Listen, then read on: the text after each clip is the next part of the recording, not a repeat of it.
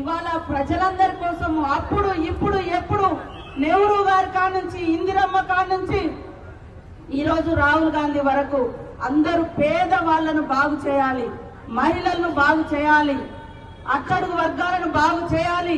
మనమెంతో మనకంతా రిజర్వేషన్లు కానీ ఉద్యోగ ఉపాధి కావాలి అని మేము పోరాడుతున్నాం, పాటుపడుతున్నాం. పేదోళ్ళ కోసం 100 days వర్క్ మనరేగా పని తీసుకొచ్చిర్రు.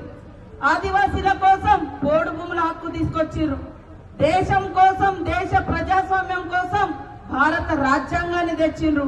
పేదలకు ఇల్లు 10 సంవత్సరాలలో కాంగ్రెస్ హయాంలో 400 ఉండే గ్యాస్ ఆనాడు. ఈ బీజేపీ వచ్చినాక ఎంత కాదా? ఈ 10 ఏళ్లలో అన్ని ధరలు పెంచేసి ఏ ఒక్క ధర తగ్గించలే. కానీ ఇవాళ తెలంగాణలో మహిళలందరికీ ఉచితంగా బస్సు ప్రయాణం ఇస్తున్నాం.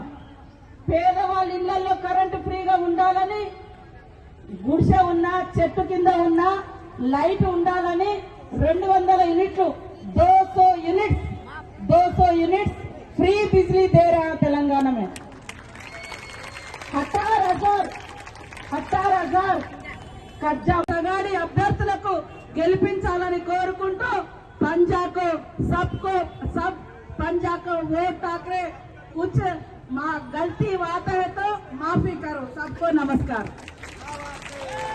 सोच रहे हैं उधर बीजेपी वाला 2.5 years से 2.5 సంవత్సరాల నుంచి ఇక్కడ రాజ్యం ఏలుతున్నారు.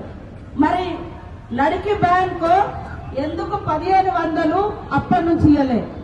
ఇప్పుడు 5 साल से वो दे रहे, 4 साल से दे रहे। क्यों? केवल इलेक्शन के लिए। पहले से क्यों शुरू नहीं किया?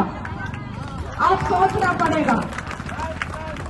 सेंट्रल में आप 10 साल से हैं, इधर भी 2.5 साल ये से है आपका गवर्नमेंट, मगर क्यों नहीं दिया? ये सोचना पड़ेगा। सबको मेरा एक ही विनती है, हमारा संतोष सिंह रावत को ये चुनाव में जीतना पड़ेगा। जिताओ, पंजा को वोट डाको। उधर से हमारे कांग्रेस गवर्नमेंट है, अभी भी इधर